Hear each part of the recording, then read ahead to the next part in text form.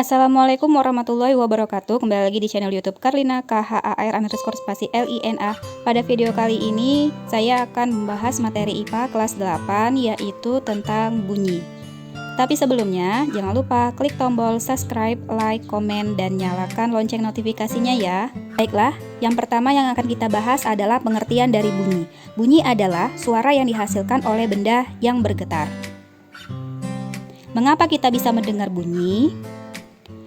Bunyi bisa terdengar apabila terdapat 3 syarat. Yang pertama, terdapatnya sumber bunyi. Yang kedua, terdapatnya medium perantara. Dan yang ketiga, adanya alat pendengaran atau telinga. Bunyi berdasarkan frekuensinya dibedakan menjadi 3. Yang pertama, ada bunyi infrasonik, yaitu bunyi yang memiliki frekuensi kurang dari 20 Hz. Bunyi ini hanya dapat didengar oleh jangkrik dan anjing. Yang kedua, audiosonik, yaitu bunyi yang memiliki frekuensi 20-20.000 Hz. Bunyi ini dapat didengar oleh manusia. Dan yang ketiga, ada ultrasonik, yaitu bunyi yang memiliki frekuensi di atas 20.000 Hz. Bunyi ini hanya dapat didengar oleh kelelawar, lumba-lumba, dan anjing laut. Karakteristik bunyi ada 5. Yang pertama yaitu nada. Nada adalah bunyi yang mempunyai frekuensi yang tetap. Nada biasanya dihasilkan oleh alat musik. Yang kedua, desah, yaitu bunyi yang frekuensinya tidak selalu sama. Contohnya bunyi angin bertiup, suara hujan, ataupun suara air terjun.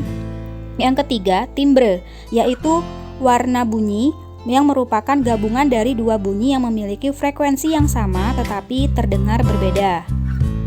Yang keempat, yaitu resonansi. Peristiwa ikut bergetarnya suatu benda karena getaran benda lain yang memiliki frekuensi yang sama. Dan yang terakhir, tinggi rendah dan kuat lemahnya bunyi. Tinggi rendah dan kuat lemahnya bunyi ini terdapat pada senar gitar.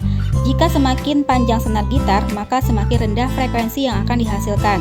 Dan semakin besar tegangan senar, maka semakin tinggi frekuensi yang akan dihasilkan.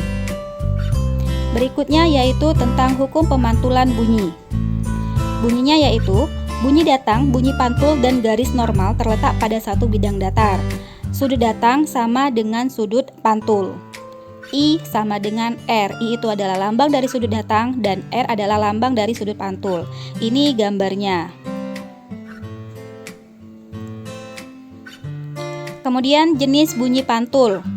Yang pertama ada gaung atau kerdam, yaitu bunyi pantul yang sebagian terdengar bersama-sama bunyi asli sehingga bunyi asli terdengar tidak jelas. Oleh karena itu, biasanya di bioskop ataupun di studio TV itu dibuat alat peredam seperti terbuat dari busa, karpet, gabus, dan lain-lain agar tidak terjadi gaung. Yang kedua, ada gema, yaitu bunyi pantul yang terdengar sesudah bunyi aslinya. Contohnya ketika kita berteriak di lereng pegunungan atau lapangan yang terbuka. Maka setelah kita berteriak, suara pantulan apa yang kita katakan akan terdengar kembali. Aplikasi pemantulan bunyi dalam kehidupan sehari-hari bisa diaplikasikan pada USG atau ultrasonografi, yaitu alat yang bekerja dengan menempelkan alat pemantul detak jantung bayi di perut ibu hamil sehingga ibu dapat mendengarkan detak jantung dan janin. Yang kedua yaitu sonar, alat yang dipasang pada kapal untuk mengukur kedalaman laut. Ini adalah gambarnya.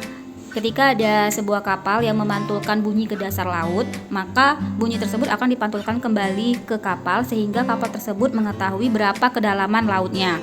Nah, kedalaman laut ini bisa dihitung dengan menggunakan rumus yaitu S sama dengan V dikali T dibagi 2, di mana S merupakan jarak atau kedalaman laut dengan satuan meter, V kecepatan gelombang pantul satuannya meter per sekon, dan T adalah waktu tiba gelombang pantul dengan satuan sekon.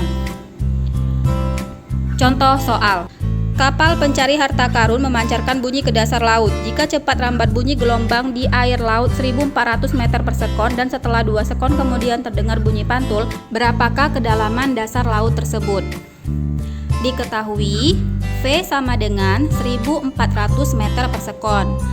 T yaitu waktu 2 sekon. Yang ditanya S kedalaman laut. Untuk menjawabnya, kita buat dulu rumusnya. S sama dengan V dikali T dibagi 2. Kita masukkan angkanya, V-nya 1400, T-nya 2, dan dibagi 2. Maka hasilnya 1400 meter. Bisa dipahami ya? Demikianlah penjelasan singkat mengenai bunyi. Semoga bisa bermanfaat. Wassalamualaikum warahmatullahi wabarakatuh.